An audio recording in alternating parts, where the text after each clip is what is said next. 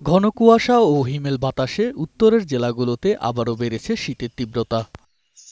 উত্তরের জেলা দিনাজপুরে শীতে বিপাকে পড়েছেন নিম্নআয়ের মানুষ। যে ঠান্ডা যার কষাতে বাড়ি তো লিখলে যায় না, ঠান্ডা কাস্টম করে যে না কষা কেউ আমাকে সাহায্য করে না, কম্বল টম্বল কিছু নাই, আমরা কেন চলবো। লালমনিরহাট ও ঠাকুরগাঁয়ে বইছে মৃদু শৈত্যপ্রবাহ, সেই সাথে কনকনে ঠান্ডা বাতাস। সবচেয়ে ভোগান্তিতে তিস্তা ও ধরলাচর অঞ্চলের মানুষেরা। আমার বাড়ি তো তিস্তা নদীর উপরে, এখন এখানে তো ঠান্ডা খুব, আজকে তো সহ্য দেখা যাচ্ছে না। আমরা তো চরে কাজ করার পাওয়া নাকি না। আমরা তো গ্রামে থাকি, গ্রামে ঠান্ডা প্রচুর। এখন গ্রাম থেকে শহরে আসি, শহরে যাত্রী পাই না, গাড়ি রোজগার বাইরে হতে পারি না, গাড়ির যাত্রী ওঠে না।